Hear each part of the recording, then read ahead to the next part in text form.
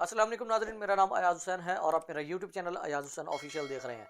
پاکستان کی تاریخ میں آج ایک انتہائی اہم دن ہے۔ اس دن کو رہتی دنیا تک یاد رکھا جائے گا۔ اس کی اہمیت ہی کچھ ایسی ہے اس دن کی۔ یہ دن ایک یوں سمجھ لیں کہ خوشی کا دن بھی ہے، انتہائی خوشی کا دن، اور انتہائی افسوسناک دن بھی ہے۔ خوشی کا دن کیوں ہے؟ کیونکہ آج کے دن ایک حافظ قرآن نے، پاکستان کی تاریخ میں پہلی مرتبہ ایسا ہو رہا ہے کہ ایک حافظ قرآن نے پاک فوج کی کمان سنبھالی ہے۔ ٹھیک ہے جی، امت مسلمہ کے جو واحد فوج ہے جس کے پاس ایٹمی قوت ہے، اس فوج کی کمان سنبھالی ہے ایک حافظ قرآن نے، جنرل عاصم منیر صاحب نے۔ یہ اس لیے ایک خوشی کا دن ہے، آج تاریخی دن ہے۔ افسوسناک دن کیوں ہے یہ؟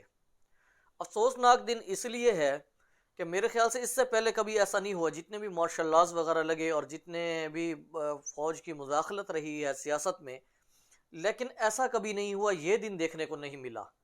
آج جب جنرل عاصم منیر کو کمان سونپی جا رہی تھی اور جنرل باجوہ جن کے دور میں خلائی مخلوق کا لقب بھی ملا فوج کو، اور جن کے دور میں ان کو جو ہے جنرل باجوہ کو میر صادق اور میر جعفر بھی کہا گیا، آج وہ جنرل باجوہ ریٹائر ہونے جا رہے ہیں، اور ان کی ریٹائرمنٹ کے وقت ایک سوشل میڈیا پر ایک زبردست قسم کی مہم چل رہی تھی، غدار باجوہ، غدار باجوہ، ہر زبان پر یہ لفظ تھا، غدار باجوہ۔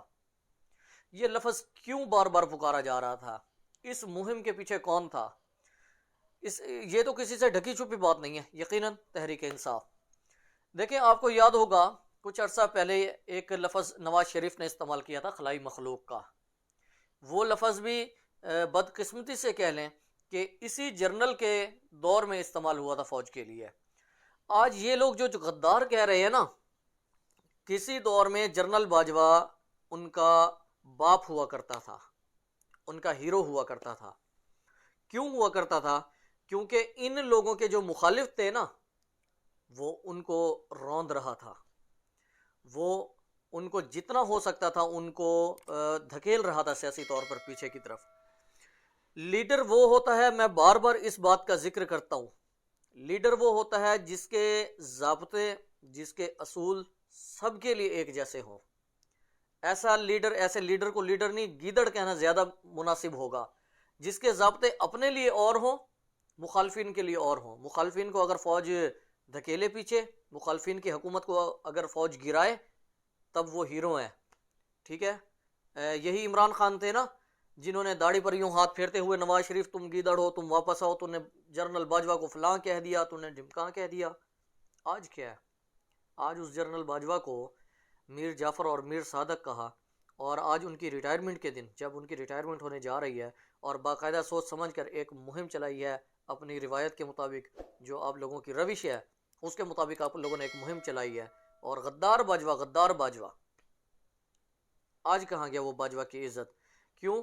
انہوں نے آپ کو چپیڑے ماری ہیں اس لیے، انہوں نے کک مار کے آپ کو ایک ایوان اقتدار سے باہر کیا اس لیے، اور کیوں اقتدار سے باہر کیا ہے اس کی بھی سب کو پتہ ہے۔ میرے خیال سے تاریخ میں جتنی آپ نے خان صاحب بھیک مانگی ہے، کسی نے بھی نہیں مانگی۔ آپ نے صرف خود نہیں مانگی، بلکہ جنرل باجوہ جو پاک فوج کا سربراہ تھا، اس کو بھی اس کام پر لگا دیا تھا آپ نے۔ جہاں سے آپ کو نہیں ملتی تھی آپ اس کو بھیج دیتے تھے کہ جاؤ جی، یہاں میرا بس نہیں چلا، یہاں سے آپ مانگ کر لاؤ، اور وہ بیچارے مجبور تھے کہ اب ایک نااہل شخص کو وہ لا تو بیٹھے ہیں، اب کسی نہ کسی طرح چلانا تو ہے نا، اور انہوں نے پوری کوشش کی آپ کو چلانے کی۔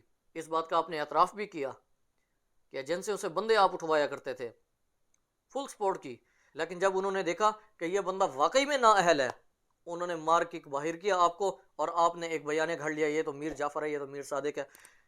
لیڈر وہ ہوتا ہے جس کے ضابطے سب کے لیے ایک جیسے ہوں۔ مخالفین کے، اگر مخالفین، ایک اصول ہے کہ فوج کا سیاست میں کوئی مداخلت نہیں ہوتی فوج کی، وہ چاہے مخالفین کے لیے ہو چاہے اپنے لیے ہو۔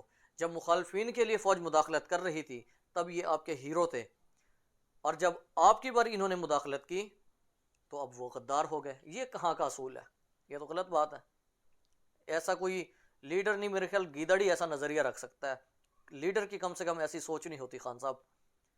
لیڈر کی ایک ہی سوچ ہوتی ہے، اصول ہوتا ہے، اصول کا پابند ہوتا ہے۔ قائد اعظم کا ایک مشہور واقعہ ہے ایک ایک بچی تھی، ایک نوجوان لڑکی تھی، انہوں نے آ کر قائد اعظم کو خوشی خوشی بتایا تھا کہ قائد اعظم میں نے دو ووٹ ڈالے ہیں۔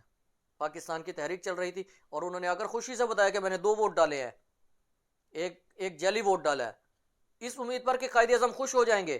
پاکستان بننے جا رہا تھا بھائی، موت اور زندگی کا مسئلہ تھا مسلمانوں کی، اور وہ یہ سوچ کر بتا رہی کہ قائد اعظم خوش ہوں گے، مجھے شاباش دیں گے، کیونکہ ایک ووٹ کی ضرورت تھی۔ قائد اعظم اس وقت قائد اعظم بہت غصہ ہو گئے اور ان کو سختی سے ان کو ڈانٹا کہ جاؤ اپنا کوٹ جو بھی تم نے جعلی ووٹ ڈالا ہے جا کر وہ واپس کرو، مجھے اس طرح کا پاکستان نہیں چاہیے جو 2 نمبری پر بنا ہوا ہو۔ یہ لیڈر ہوتا ہے، یہ لیڈر ہوتا ہے، یہ لیڈر کی سوچ ہوتی ہے۔ ایسا لیڈر نہیں ہوتا کہ جب مخالفین کی باری ہو وہاں فوج اگر مداخلت کرے تو پھر وہ ہیرو ہے، اور پھر آپ داڑیوں پہ ہاتھ پھیر پھیر کے جی تم گیدڑ ہو، تم باہر سے بیٹھ کے فلاں کہہ رہے ہو، ڈھمکاں کہہ رہے ہو، ٹھیک ہے، کیونکہ وہ اس وقت مخالفین کے خلاف تھا۔ اور جب وہی جرنل آپ کے خلاف ہوا تو میر صادق بن گیا۔ میر صادق آپ نے اس وقت بھی کہنا تھا نا جب نواز شریف کو ہٹایا گیا تھا، کس طرح ہٹایا گیا تھا یہ بھی سب کے سامنے ہے، کس طرح عدالتی فیصلے دلوائے گئے تھے۔ وہ بیچارہ جج ارشد ملک قسمیں کھاتا رہا، موت آ گئی اس کو، نہیں رہا وہ اس دنیا میں، وہ کہتا رہا کہ مجھ سے دباؤ میں فیصلہ لکھوایا گیا ہے۔ لکھوایا تھا نا دباؤ میں فیصلہ آپ نے۔ آج آپ ایک مہم چلا دیتے ہیں جس دن جنرل باجوہ ریٹائر ہونے جا رہا ہے، انتہائی غلط بات ہے۔ اب ہوش کے نہ کھلنے، آنے والے وقت میں دیکھیں، اقتدار آنی جانی چیز ہے، ہو سکتا ہے اللہ تعالیٰ آپ کو پھر کبھی موقع دے آپ اقتدار میں آئیں، لیکن آپ اقتدار کے نشے میں اتنے اندھے نہ ہو جائیں کہ فوج اور عوام کو آپ آمنے سامنے لا کھڑا کریں۔